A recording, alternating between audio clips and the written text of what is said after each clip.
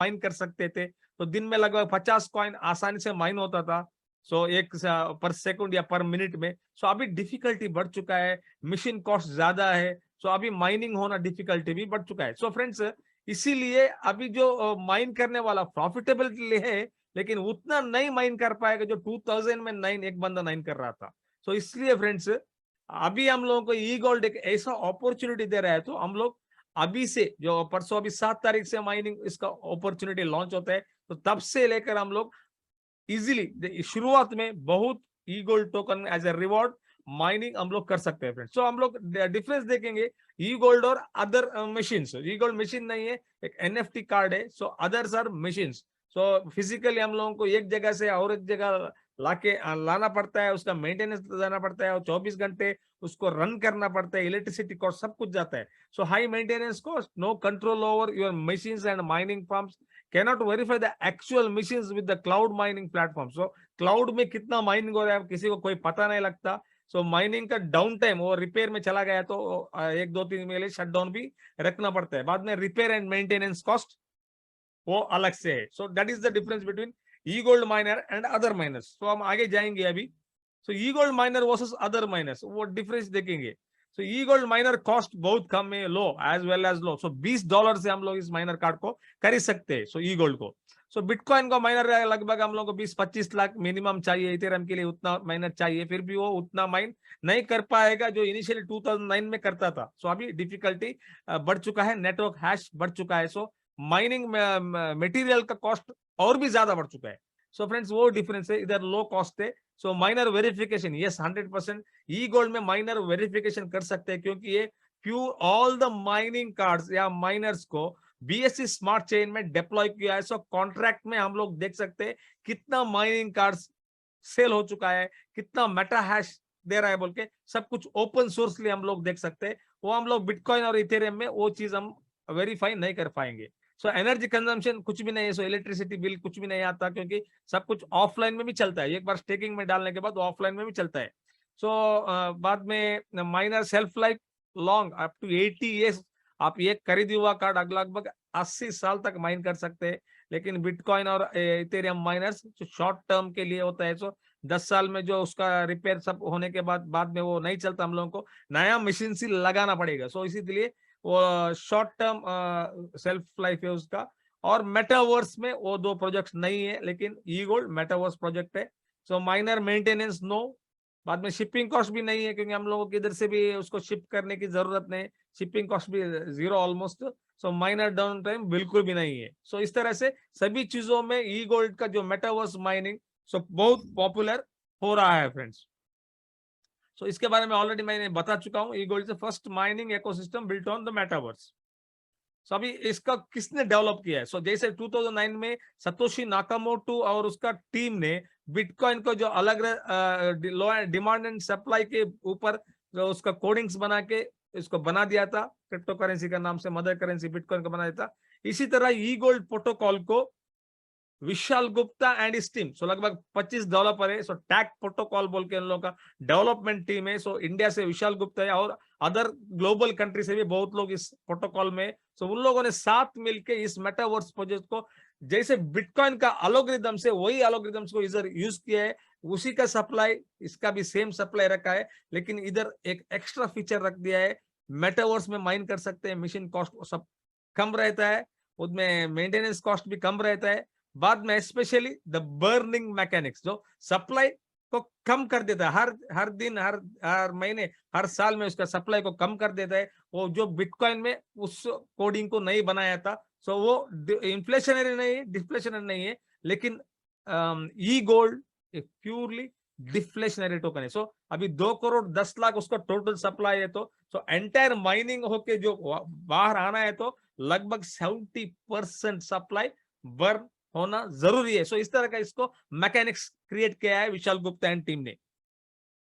So e gold how does it works? E gold का जो card mining card किस तरह से चलता है? फर्स्ट हम लोगों को उसका माइनर बाई करना पड़ेगा। सो फिजिकल नहीं, वर्चुअल माइनिंग कार्ड्स हम लोगों को बाई करना पड़ेगा। उसका कॉस्टिंग के बारे में हम आगे बात करेंगे। उसके बाद खरीदी हुआ माइनर को हम लोग स्टेक में डालना पड़ेगा। तो लगभग 7 अगस्त के बाद, लगभग 8 अगस्त में हम लोग उसको माइनिंग में लगा सकते हैं।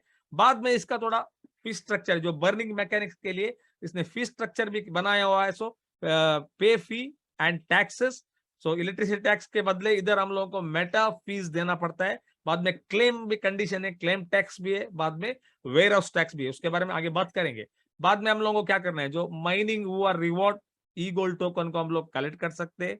बाद में इसे क्या कह रहे हैं, हमको decentralise exchange pancake swap exchange में ट्रेड भी कर सकते हैं, नहीं तो हम लोग इसको लॉन्ग टर्म के लिए होल्ड भी कर सकते हैं। सब कुछ हमारा हाथ में, जो इसका रेट्स, डिमांड एंड सप्लाई इसका कम्युनिटी चलाता है फ्रेंड्स। इवन इवन विशाल डेवलपर भी इसके प्राइसिंग के ऊपर कुछ भी नहीं कर सकता, क्योंकि प्योरली स्पेकुलेशन नहीं है, डिमांड एंड सप्लाई का खेल है। इसमें कॉइन जीरो से शुरू होता है, ऑन 27 अगस्त को जीरो से शुरू होके तो लगभग $100 भी जा सकता है, $1000 भी हो सकता है, कोई भी इसका कंट्रोल नहीं है, प्योरली कम्युनिटी बेस्ड सिस्टम है फ्रेंड्स।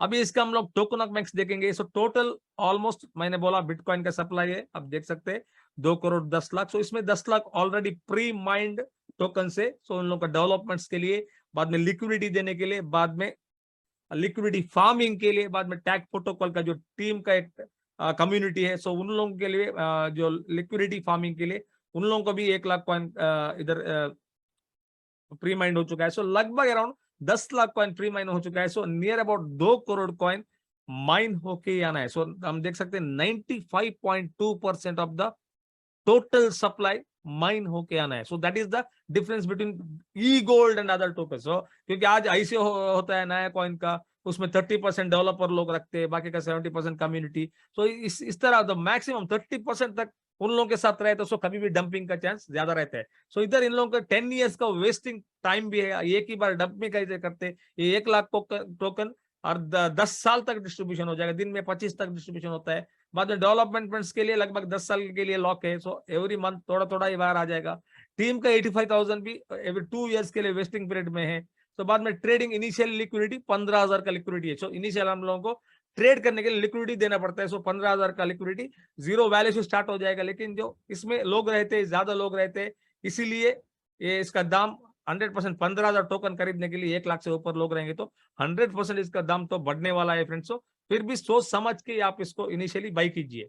तो बाई करना जरूरी है, क्यों जरूरी है मैं आगे बताऊंगा। सो इनिशियली हम लोगों को इसको बाई करना भी जरूरी है, क्योंकि हम लोग रिवॉर्ड लेने के लिए हम लोगों को पहले इसको कॉइन को खरीदना पड़ेगा, तो बर्निंग मैकेनिक्स के लिए। सो आगे देखेंगे इसका सिस्टम कैसे डिजाइन किया हुआ है। सो मैं ऑलरेडी बिटकॉइन का हाल्विंग स्टेटस है। सो हर 4 साल में एक बार इसका ऑफिंग होता है, माइनिंग डिफिकल्टी बढ़ता है। सो इनिशियली पहले 4 साल में, अभी 2022 से लेकर 2026 तक लगभग 1 करोड़ कॉइन माइन हो जाएगा। दिन में लगभग 6,500 टोकन, 850 टोकन दिन में माइन होता है। सो उसको माइन करने के लिए लोग हर दिन माइनिंग कार्ड को खरीद रहे हैं। सो जितना लोग इसमें जुटते जाएंगे उसका डिफिकल्टी बढ़ता जाएगा, इसका मेटाच बढ़ता जाएगा तो डिफिकल्टी बढ़ता जाएगा। तो सो इंडिविजुअली टोकन रिवॉर्ड मिलना कम भी होता रहेगा। ऑफ कोर्स जो रिवॉर्ड्स हम लोगों को हर 30 सेकंड्स में हम लोगों को रिवॉर्ड मिलता है, क्योंकि बीएससी स्मार्ट चेन का ब्लॉक्स हर 30 सेकंड ट्रांजैक्शन में एक ब्लॉक क्रिएट होता है। सो ईच ब्लॉक पर रिवॉर्ड भी हम लोग को मिलता है। सो हर 4 साल में एक बार इसका डिफिकल्टी बढ़ता रहता है, आधा होता रहता है हर 4 साल में। सो अगले 4 साल में 50 लोग आ जाएगा, उसके नेक्स्ट के 4 साल में 25 लाख हो जाएगा, उसके 4 ऐसे बढ़ते जाएगा डिफिकल्टी। लगभग 80 ईयर्स तक हम लोग इसको माइन कर सकते हैं फ्रेंड्स। सो इस तरह से इसको डिजाइन किया हुआ है। तो उसको रोड मैप एक बार देखेंगे हम। ई गोल्ड माइनर प्री सेल है, सो ऑलरेडी शुरू हो चुका है। सो अभी लगभग और भी हम लोग को एक हफ्ता मिलता है, लगभग 7 तारीख तक इसका कंटिन्यूएशन हो जाएगा। 7 तारीख हम लोग अप टू 6% डिस्काउंट में प्री सेल में इसका माइनर कार्ड्स को हम लोग खरीद सकते हैं। बाद में ई गोल्ड माइनिंग का एक्टिवेशन वो 7 तारीख को हो जाएगा। ई गोल्ड माइनिंग एक्टिवेशन 7 तारीख को मैं ऑलरेडी बोला। E gold trading on PancakeSwap और 27 को हो जाएगा, और 7 दिन बढ़ेगा। So e gold liquidity farming almost और 7 दिन बढ़ेगा, तो सितंबर से शायद शुरू हो सकता है ई गोल्ड का लिक्विडिटी फार्मिंग। उसके बाद टैग कॉइन का फार्मिंग भी उसी वक्त शुरू हो जाएगा। सो माइनिंग मेटावर्स V2, जो हम लोग मेटावर्स में हमारा माइनिंग मशीन्स को सब कुछ देख सकते हैं। सो that is the technology used by this Vishal Gupta and team. उसके बाद ई गोल्ड का खुद का मोबाइल ऐप आ जाएगा। सो मोबाइल ऐप के द्वारा वो लोग एक एयर ड्रॉप देने वाला है, एयर ड्रॉप वाला फ्री में माइनिंग मशीन देने वाला है, उसका हैश रेट हो जाएगा only 1 Meta hash, 1 single Meta hash का जो एयर ड्रॉप मिलने वाला है, सो लोगों को टेस्ट करने के लिए, क्योंकि एनी हाउ कम्युनिटी लाएगा तो बाद में वो लोग हायर माइनर कार्ड्स भी खरीद सकते हैं। सो यूजुअली सब बाइनेंस में भी इनिशियली वो केवाईसी करते वक्त, जब लॉन्चिंग होते वक्त फ्री में 1000 कॉइन तक उन्होंने डिस्ट्रीब्यूशन किया था। आज आपको मालूम है बाइनेंस कॉइन इधर तक पहुंचा है। सो इसी तरह कम्युनिटी बढ़ाने के लिए एयर ड्रॉप प्रोग्राम्स भी रख रहे हैं। बाद में इसका व्हाइट पेपर रिलीज होने वाला है। बाद में ई गोल्ड सिटी, तो ई गोल्ड का एक सिटी, मेटावर्स सिटी बनने वाला है। उसमें घर बना सकते हैं, जगह ले सकते हैं, और नहीं तो स्टेडियम बना सकते हैं, ब्यूटी पार्लर बना सकते हैं, कुछ भी हम लोग बना सकते हैं। इन सभी को हम लोगों को ई गोल्ड टोकन की जरूरत है। सो 2023 का उनका नेक्स्ट प्रोजेक्ट रोड मैप में ऑलरेडी है फ्रेंड्स। सो बाद में फाउंडेशन मेंबरशिप, बाद में foundation road map for the future, बाद में establishment of E gold foundation. इस तरह से वो बहुत कुछ आगे बनाने वाला है। So it will take time. So 23-24 के बाद भी हो सकता है। सो इनिशियली माइनिंग में हम लोग देख सकते हैं मेटावर्स में किस तरह से होता है बोल के। सो ऑलरेडी हम डिस्कस करेंगे अभी किस तरह का माइनर्स हम लोग खरीद कर सकते हैं। सो इनिशियली हम लोग $20 का जो स्मॉलेस्ट माइनिंग मशीन हम लोग खरीद के इसको माइन कर सकते हैं। सो इसका मेटाहैश 20 मेटाहैश रहेगा। अभी इसको डिस्काउंट नहीं है, $20 मिनिमम हम देना पड़ेगा। बाद में जो $100 का सेकेंड कार्ड रहेगा, अभी डिस्काउंट में आपको अप टू 7 अगस्त को $98 में मिलता है। बाद में ई गोल्ड माइनर 3, इसका दाम रहेगा $500, अभी डिस्काउंट में आपको $480 में मिल रहा है। बाद में ई गोल्ड माइनर G4 वो लास्ट माइनर है, $2350 में रहेगा, क्योंकि एक्चुअल कॉस्ट $2500 है। अभी डिस्काउंट में आपको 7 तारीख तक इस दाम में मिलता है। सो इसका मेटा हैश भी ज्यादा है, लगभग 2500 मेटा हैश देता है, तो इसको हम नेटवर्क हैश रेट बोलते हैं। तो कितना ज्यादा हैश रेट हमारा मशीन देता है, उतना ज्यादा रिवॉर्ड हम माइन कर सकते हैं, जो ई गोल्ड टोकन को हम माइन कर सकते हैं। सो इसका 500 मेटा हैश रहेगा, इसका 100 रहेगा, उसके बाद इसका 20 रहेगा।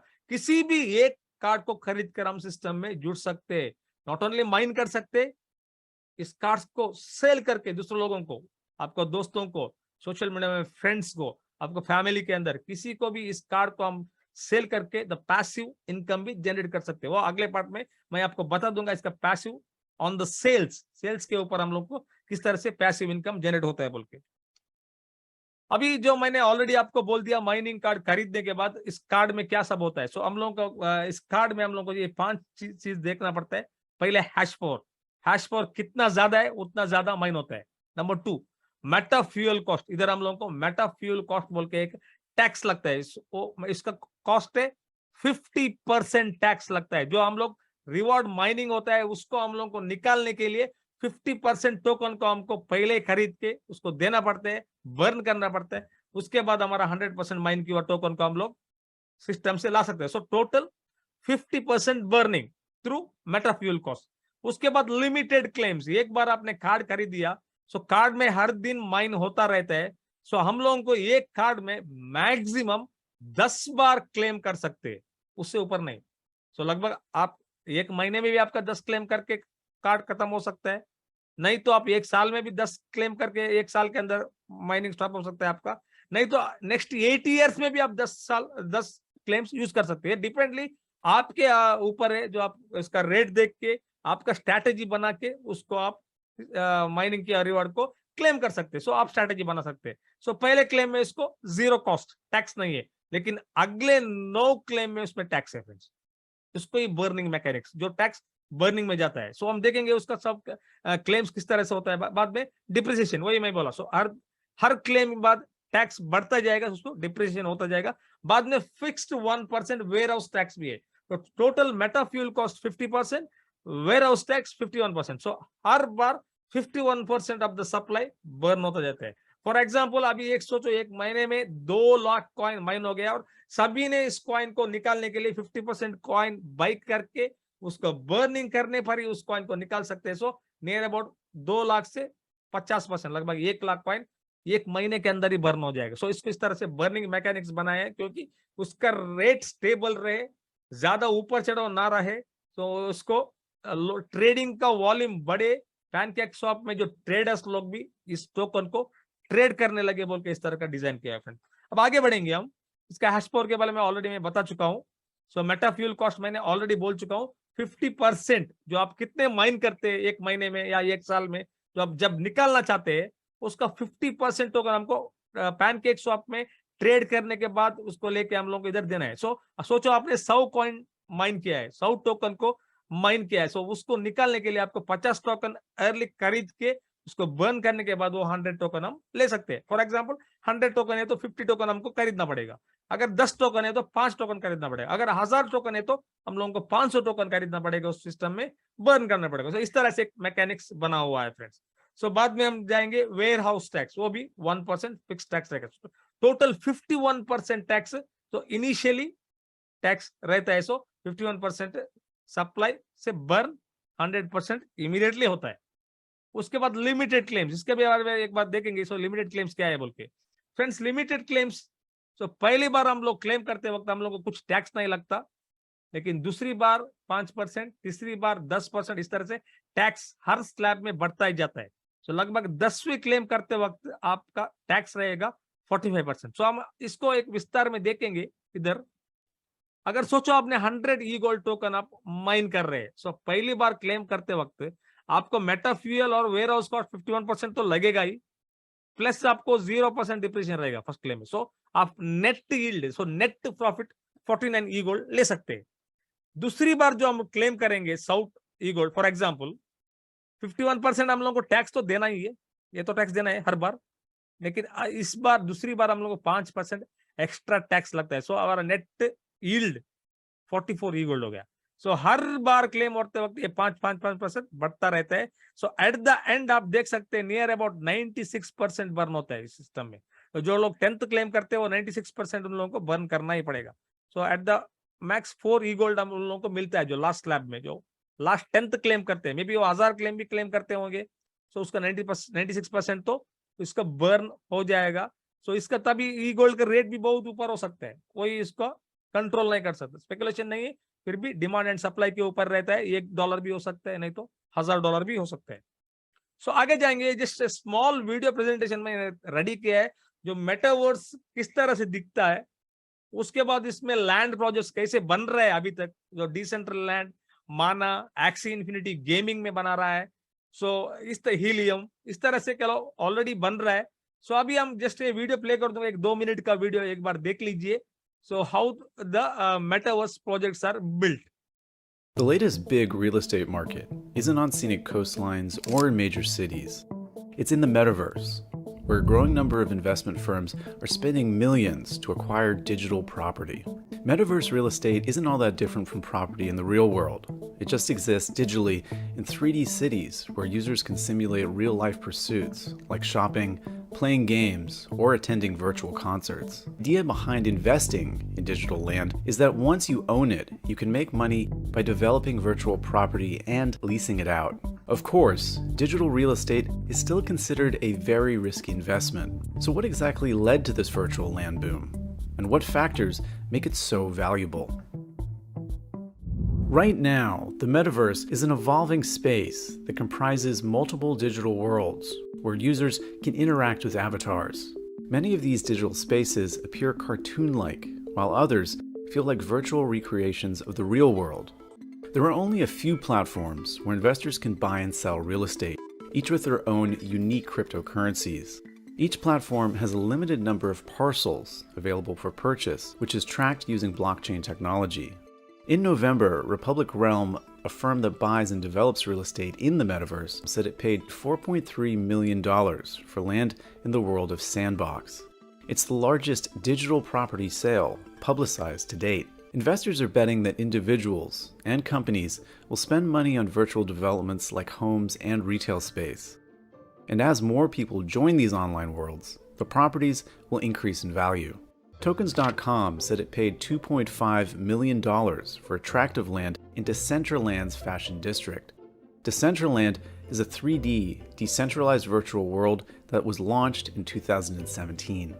Companies pay an architect to design virtual homes or malls, and a game developer to build them. Zoning rules limit what and where a company can build in the metaverse. But unlike the real world, metaverse buildings can defy the laws of physics. Some of Republic Realm's developments include a virtual mall, which it leases to retailers selling fashion for avatars, as well as a master planned community of around 100 villas on private islands that it sold to individuals. Advertising and brand partnerships are another enticing aspect of metaverse real estate. Investors anticipate a future in which digital property owners can work with brands that want a presence in these growing digital worlds. Of course, investing in digital properties is still very risky and highly speculative. Unlike in the real world, the value of virtual properties could plunge if the world they are in loses popularity and people stop visiting it. Prices can also be slammed by the volatility of cryptocurrencies. In order to reduce that risk, investors are buying land in a number of different virtual worlds. Republic Realm, for example, says it owns more than 3,000 plots of digital land across 24 different worlds. Interest in the metaverse and the properties within it accelerated as people spent more time online during the pandemic. It got an even bigger boost after Mark Zuckerberg announced Facebook's name change to Meta Platforms Incorporated, reflecting the company's focus on creating online worlds in the metaverse. According to the digital currency investor Grayscale, the global market for goods and services in the metaverse will soon be worth $1 trillion. Okay, एक metaverse किस तरह से बन रहा है world wide अभी 1 साल से। इसका डेवलप गेमिंग से होगा, नहीं तो लैंड प्रोजेक्ट्स में होगा, जैसे फेसबुक ने उसका नाम भी मेटा बना दिया, वो भी आपने वीडियो में देखा होगा। सो इस तरह से चीजें डिजाइन हो रहा है फ्रेंड्स। सो अब हम देखेंगे ई गोल्ड मेटावर्स किस तरह से डिजाइन किया हुआ है। सो एक स्मॉल वीडियो देखेंगे इसमें भी।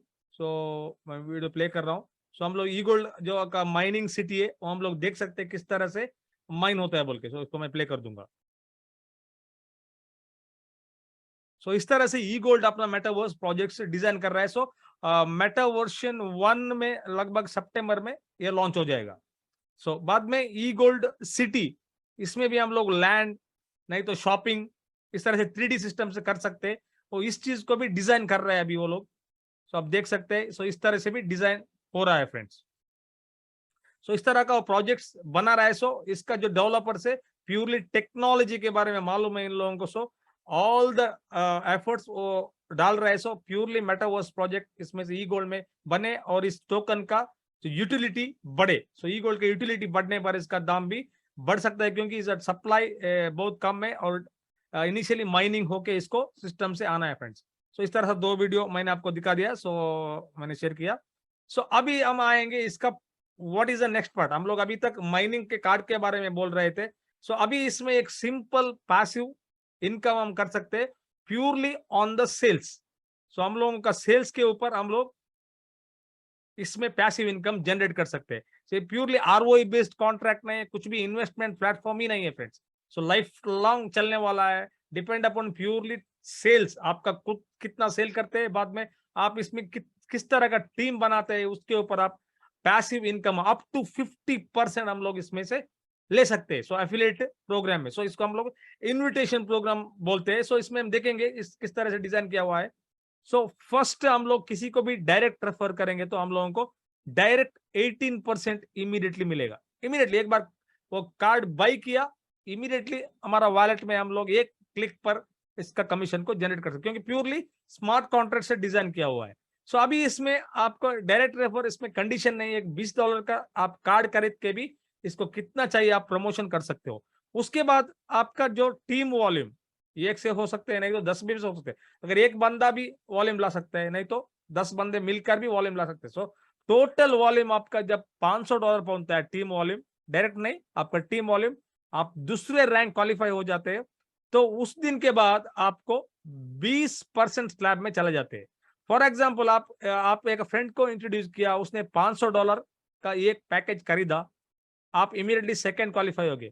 उसके बाद सोचो उस बंदे ने और एक $100 वाले बंदे को इंट्रोड्यूस किया, तभी उसको तो 18% मिलना है, तभी आपको क्या मिलेगा। सो वो $100 से आपका 20% स्लैब है, तो वो डिफरेंस कमीशन 2% आपको मिलेगा। नहीं तो सोचो आप और एक बंदे को डायरेक्ट बना रहे हैं, अभी आप जो सेकंड रैंक में पहुंच गए, सो और एक डायरेक्ट को बना रहे हैं, तभी आपको डायरेक्टली 20% उस बंदे से मिलेगा, क्योंकि उसका टीम का सब कुछ आपको ही मिलता है। सो इसको डिफरेंस कमीशन बोलते हैं हम लोग। सो इस तरह से डिजाइन किया हुआ है। सो हर बार आपका रैंक बढ़ता जाएगा। जब टीम का सेल वॉल्यूम बढ़ता जाएगा, आपका रैंक बढ़ता जाएगा। $1000 में आप तीसरी रैंक में जाएंगे, आपका परसेंटेज 2% बढ़ेगा, 22%। टीम 2000 में आएंगे 24%। तो ऐसा टीम होते होते वक्त सोच लीजिए आप 10वें लेवल में पहुंच गए, तो लगभग $1 लाख का 10 लाख डॉलर का वॉल्यूम पर आप इस रैंक में पहुंचते हैं, तो आपको 36% आपको इंसेंटिव मिल सकते हैं। सो डिफरेंस कमीशन सोचो, इसके नीचे 4 लाख वाला बंदा है तो उसका डिफरेंस का कमीशन आपको 2% आपको मिलेगा। अगर सोच लीजिए आप 10th रैंक पहुंच चुके हैं, उसके बाद किसी बंदे को आप डायरेक्ट बिजनेस कर रहे हैं, सोचो उसने $1000 का बिजनेस लाया, तो आपको 36% इमीडिएटली आपको ही मिलेगा डायरेक्ट, 18% के बदले 36%। सो अगर सोच लीजिए आप 16th रैंक में पहुंच चुके हैं, तो आपको मैक्सिमम 50% तक आपको रेम्यूनरेशन मिल सकते हैं। सो वही आपको टीम से डिफरेंस कमीशन मिलता है, आपका डायरेक्ट में आपको 50% रहते हैं। बाद में क्वालिफाई होने के बाद कुछ भी डायरेक्ट करते हैं तो उसी हिसाब से आपको मिलेगा। अगर आप 25 इस 10 रैंक में है तो 36 मिलेगा, अगर आप लास्ट रैंक में है तो 50% तक आपको डायरेक्ट कमीशन मिल सकता है। सो इस तरह से इसको डिजाइन किया हुआ है। सो पैसिवली आप इनकम इसमें से जनरेट कर सकते हैं। प्योरली सेल्स बेस्ड है, हम लोग कार्ड्स कितना सेल होता है उसके ऊपर ही हम लोगों को इंसेंटिव मिलता है। इसीलिए हम लोग किसी को इसको सेल करने के लिए डरने की बात नहीं है। कल बंद होता है, 1 साल में बंद होता है, ये आरओआई कुछ प्लान ही नहीं है। सो आरओआई बेस्ड प्लान कभी भी रिस्क फैक्टर ज्यादा रहता है। इधर भी रिस्क फैक्टर नहीं बोल रहा हूं मैं, लेकिन risk factor only demand and supply, market के ऊपर ई गोल्ड का प्राइस का रिस्क सप्लाई है, उतना ही उसका रिस्क मैनेजमेंट करना पड़ेगा। ईच माइनर को, जो माइन कर रहा है उसको इसका रिस्क मैनेजमेंट करना पड़ेगा। So as a affiliate market हम लोग कितना भी इसको डायरेक्टली, अगर मेरे पास टीम नहीं है, मेरे पास 100 लोग है, सो 100 लोगों को भी मैं इसका ई गोल्ड कार्ड को सेल कर सकता हूँ। सो इस तरह से इसको डिजाइन किया हुआ फ्रेंड्स। सो जस्ट रेफरेंस के लिए सोच लीजिए, अभी आपको इसमें दिख रहा है शायद, एक मैंने डिजाइन बना चुका हूं। सोच लीजिए आप है, आपके बाद आपका फर्स्ट लेवल में लेके 7 लेवल तक गया। सो फर्स्ट वाले ने सेकंड वाला को इंट्रोड्यूस किया, सेकंड वाले ने थर्ड को किया, फोर्थ वाले ने फिफ्थ को किया, सिक्स्थ वाले ने 7th को किया। अभी सोचिए 7th वाला $1000 का बिजनेस लाता है, सो उसका रैंक रहेगा 3rd रैंक। आप देख सकते हैं इसमें $1000 के लिए 3rd रैंक 22% रहता है। अभी 6th वाले ने $2000 का बिजनेस लाया, उसका रैंक हो गया 24%। सो अभी इसका डिफरेंस कमीशन 2% मिलता है इधर, इसका वॉल्यूम के बाद इसको 2% इसको मिलता है। अगर सोचो 5th रैंक में वाला 4000 है तो उसका रैंक 26% में रहेगा। 8th वाला रैंक 8000 है तो उसका रैंक 28% रहेगा। अभी सोचो तीसरे लेवल का बंदा ने $16000 का बिजनेस किया है, तो आप उसका रैंक रहेगा वही रहेगा, 6th में ही रहेगा, क्योंकि नेक्स्ट रैंक क्वालिफाई होने के लिए लगभग $40000 का बिजनेस होना मांगता है। तो 28% में रहेगा। 15000 का वॉल्यूम है दूसरे वाले का, वो भी 28% में रहेगा। अगर 35000 का बिजनेस है आपका फर्स्ट लेवल में, वो भी 28% में रहेगा। अगर सोच ली इस टोटल वॉल्यूम्स में आपका टोटल 82,000 टीम वॉल्यूम है, सो आपका रैंक रहेगा 7th रैंक, 30% रैंक में रहेंगे। सो इन सभी का जो डिफरेंस 2% है वो सब आपको आएगा। सो इस तरह से डिफरेंस कमीशन इसमें अचीव कर सकते हैं। सो पैसिवली कर सकते हैं। अभी आपको छोटा दिखता है, लेकिन जब जब इसमें टीम बढ़ता जाएगा, आप इसमें पैसिवली 100% इनकम इसमें जनरेट कर सकते हैं। So without risk factor, ROI based platform नहीं है, प्योरली ऑन सेल्स हम लोग इसमें से रिटर्न्स जनरेट कर सकते हैं। सो दैट्स ऑल फ्रेंड्स, इतना ही जो माइनिंग कार्ड्स के बारे में बताया, बाद में एक स्मॉल स्टेप पैसिव इनकम के बारे में बताया। सो पैसिव इनकम कंपलसरी नहीं है, आप माइनिंग कार्ड्स लेके भी चुपके में बैठ सकते हैं। पैसिव किया तो आप इसको प्रमोशन किया तो आपको पैसिव इनकम जनरेट कर सकते हैं। उतना ही फ्रेंड्स, बाद में ऑलरेडी मैं हर वेबिनार में सब ई गोल्ड सब वेबसाइट दिखा रहा हूँ, सब लोगों को मालूम रहेगा होगा। सो अब मैं प्रदीप साहब को इनवाइट करूंगा सो आगे के सेशन को कंटिन्यू करने के लिए। सो कुछ क्वेश्चन एंड आंसर से तो हम लोग कर सकते हैं। सो